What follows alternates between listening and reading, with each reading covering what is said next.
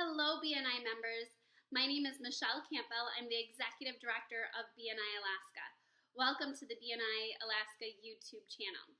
Today's video is actually part 3 of a 5-part series that we have created to help members have more effective one-to-ones. When you follow this system and you implement it with your fellow members, there is no reason you should walk away from any one-to-one without at least 3 referrals from your fellow member and providing 3 referrals to your fellow member. If you missed the first 2 videos in this series, please check the BNI Alaska YouTube series so you can get caught up. Today we're going to work on the 3rd form, which happens to be contact spheres. Now, how many contact sphere professions can you have? It's really unlimited. However, on this form today that we're going to be working on, I want you to start thinking about the 10 professions in your contact sphere that you want to share with your fellow members. So on your form, there's a spot for 10 professions for you to write down, and I'm going to read to you the definition of a contact sphere member, which happens to also be on the bottom of this form. Contact spheres are made up of businesses or professions that naturally provide a source of referrals to one another. They are in somewhat related but non-competitive businesses.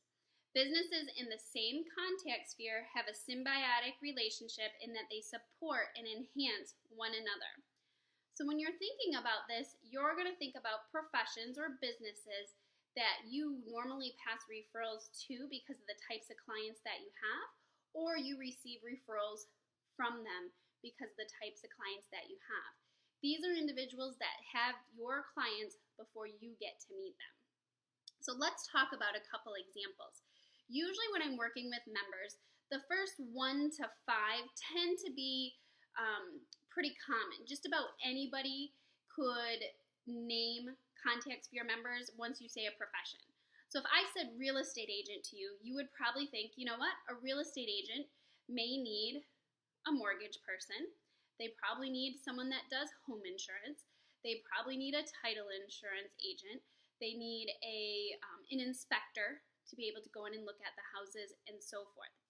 Then some of the times, once you hear a few other professions, then you go, oh yeah, that does make sense. So if I said a real estate agent probably wants to have a painter on their contact sphere, that is because a lot of times people might either be painting to freshen up their house before they list it, or maybe after someone buys a house, a lot of times some of the things they want to do is make changes. And paint happens to usually be one of those. So the realtor can give referrals to the painter. And then usually 8, 9, and 10 tend to be more specific niche based. Meaning if I was a real estate agent and I decided that I really wanted to focus and specialize in helping people with buying their very first home, so I want to specialize in first-time home buyers, then maybe I want to build a relationship with a jeweler. Because who sees those people that are going to get married and buy their first home before I do? Well, the jeweler, when the gentleman goes and buys the engagement ring he plans to give to his future fiance and future bride. Maybe I build a relationship with a wedding photographer.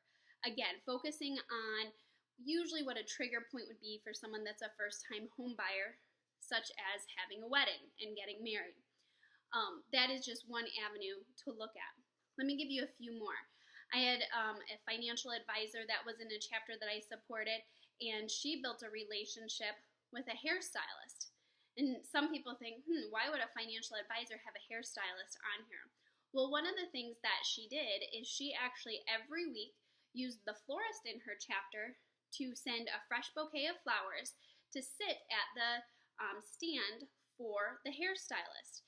So when people were in getting their hair cut, colored, styled, whatever it may be, people would say, oh, those are beautiful flowers. Who did you get those from? And she would say, I got them actually from my financial advisor. She's someone that I know, like, and trust, and she's been helping me to save money for college for my children. I also refer to her to a client that just recently sold a business, and she helped them out too. So if you ever want to meet my advisor, please let me know, and I'd be happy to make that introduction for you. So those are some of the things that normally not every financial advisor within BNI would list a hairstylist on their contact sphere, But for that member, she did, because that was her specific niche that she wanted to carve out in the industry. She wanted to really work with a lot of females, and usually more women tend to sit longer in the chair as they're getting their hair cut and colored. And a lot of times people tell their hairstylist anything and everything. We had a payroll person that listed that he wanted to build a good relationship with a commercial painter. And they actually didn't have a commercial painter in their chapter, but every time that this payroll individual met with his fellow members, he brought up the fact that he wanted to meet with a commercial painter, whether or not the person ended up becoming a member of BNI or not. And what he did is he used that as a way to get in front of businesses that had 300 or less employees. That was his niche in the marketplace. And he would say to the painter, as you're out and about and you have to tape around or remove the timesheet or the time card punch machine, that is a good referral, because you know that they're somehow doing some type of payroll, and that now gives you an excuse to talk to the owner about payroll. And he would coach the painter what all he should say to the owner of that business. So right now, I'd like you to take a few minutes and actually list some other professions that you feel would be great business relationship and partners for you, that don't necessarily compete directly with what it is that you're doing in your own industry. So take that time, really think about the professions that you need to make you look good to your clients, and that they would get benefit to give to their clients by knowing you. Now, if you have any questions, we would love to see those in the comments below the video, and we will try to address those on a pretty frequent basis. In addition, we'd love to hear some other success stories of how you've used this contact Sphere worksheet. So with that, please look forward to the next couple of videos, and we'll round out how to have really effective one-to-ones where you're walking away with at least 3 referrals from every one of those. And remember, with BNI, we really are changing the way the world does business.